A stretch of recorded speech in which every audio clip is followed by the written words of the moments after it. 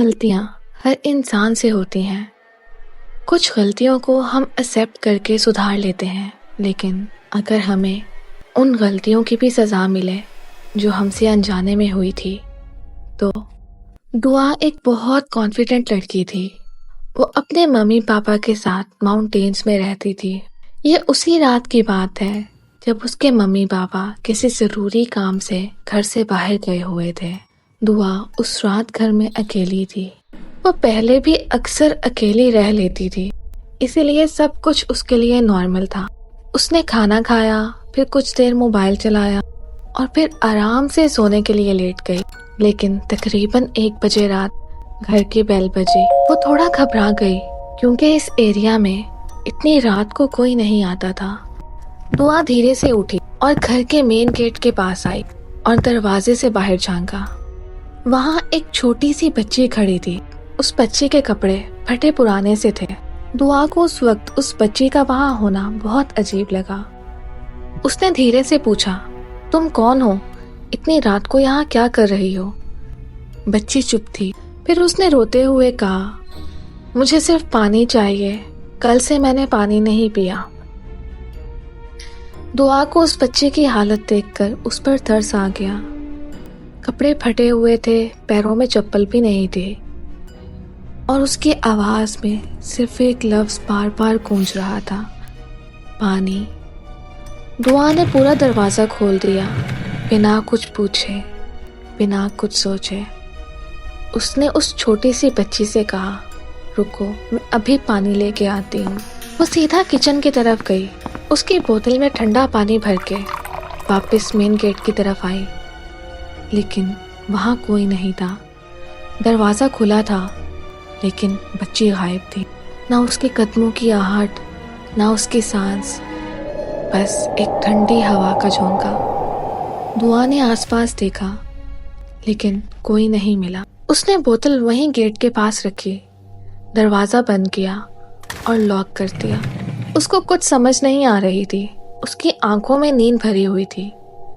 वो सीधा अपने रूम में गई, लाइट बंद की और बेड पर लेट गई और कुछ ही देर में फिर से सो गई। कुछ देर बाद दुआ ने करवट ली और उसका हाथ किसी से टकरा गया, एक ठंडा ठोस जिस्म। उसने तुरंत अपनी आंखें खोली और जैसे ही देखा, उसका सांस रुक गया। वो कोई और नहीं थी, वही बच्ची जो अभी थोड़ी देर पहले गेट पे खड़ी थी, अब दुआ के घर में थी और दुआ के बेड के पास खड़ी थी। वो दुआ को घूर रही थी। उसका चेहरा ब्लैंक था, आंखें सीधा दुआ को देख रही थी, बिल्कुल खामोशी से। दुआ झटके से बिस्तर से उठी। उसका डर अब गुस्से में बदल गया था। दुआ गुस्से में बोली, ये क्या बदतमीजी है? कौन हो तुम? यहाँ क्या कर रही हो? लेकिन जवाब देने के बजाय वो बच्ची अचानक भाग गई, सीधा किचन की तरफ। दुआ भी तुरंत उसके पीछे भागी। अंदर जाके देखा, वहाँ कोई नहीं था। किचन बिल्कुल खाली था, ना दरवाज़ा खुला था, ना कोई आहट, जैसे कुछ था ही नहीं। दुआ अब भी शॉक में थी। वो समझने की कोशिश कर रही थी ये सब क्या हो रहा है। तभी किचन में पड़े बर्तन जोर से गिरने लगे, एक के बाद एक, जैसे किसी ने जानबूझ के जमीन पर करने लगे। पूरा किचन एक खौफनाक मंजर पेश कर रहा था।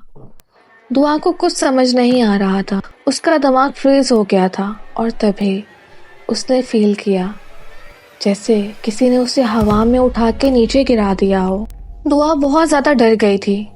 कोई अनदेखी ताकत उस पर अटैक कर रही थी, लेकिन उसने हिम्मत नहीं हारी। जोर लगाकर खुद को उस एनर्जी से अलग किया और वहाँ से भागती हुई अपने रूम में गई। उसने दरवाज़ा बंद किया, हाथों में फ़ोन लिया और अपने पापा को कॉल किया। उसने अपने पापा से कहा, पापा यहाँ कुछ अजीब हो रहा है, वो बच्ची वो यहाँ आ गई है, मैं अकेली हूँ, मुझे डर लग रहा है। उसके पापा ने जवाब दिया, दुआ मैं बस थोड़ी देर में पहुँच रहा हूँ, तब तक तुम नेबर्स के पास चले जाओ, घर में मत रुकना। दुआ ने ठीक है कह के कॉल कट कर दी और जैसे ही कॉल बंद हुई, वो बच्ची फिर से सामने आ गई। इस बार वो जोर जोर से हंस रही थी, चेहरा और ज्यादा भयानक। आंखें सीधा दुआ पर। दुआ का चेहरा सफ़ेद पड़ गया, उसके हाथ कांप रहे थे। वो तुरंत दरवाजे की तरफ भागी, लेकिन तभी बच्ची दोबारा उसके सामने आई और उसका गला दबोच लिया। दुआ का सांस बंद होने लगा। एक ट्विस्टेड स्माइल के साथ वहीं खड़ी थी, तभी दरवाज़ा नॉक होने लगा। दुआ मदद के लिए चिल्लाई, लेकिन बच्ची बिल्कुल भी नहीं हिले। दुआ, दरवाज़ा खोलो। और फिर एक जोरदार आवाज़ के साथ दरवाज़ा टूट गया। जैसे ही वो लोग अंदर आए, बच्ची गायब हो गई। वो लोग कोई और नहीं, उसके नेबर्स थे। तुम ठीक हो बेटा? तुम्हारे पापा ने हमें भेजा था। दुआ रो रही थी, कांप रही थी। जब उसके पापा आए, उसने उन्हें सारी बात बताई। उस दिन के बाद दुआ के साथ कभी कोई अजीब चीज़ नहीं हुई। उस रात जो कुछ हुआ, दुआ ने शायद ज़िंदगी भर नहीं भूलना था। लेकिन एक बात उसने सीखी, हर मासूम चेहरा मासूम नहीं होता। कुछ दिन बाद जब दुआ नॉर्मल हुई, वो अपने मम्मी पापा के साथ एक पिकनिक ट्रिप पे गई, एक क्वाइट जगह पहाड़ों के बीच। वो वहाँ अपनी फैमिली के साथ एंजॉय कर रही थी। तभी उसे झाड़ियाँ हिलने की आवाज़ आई।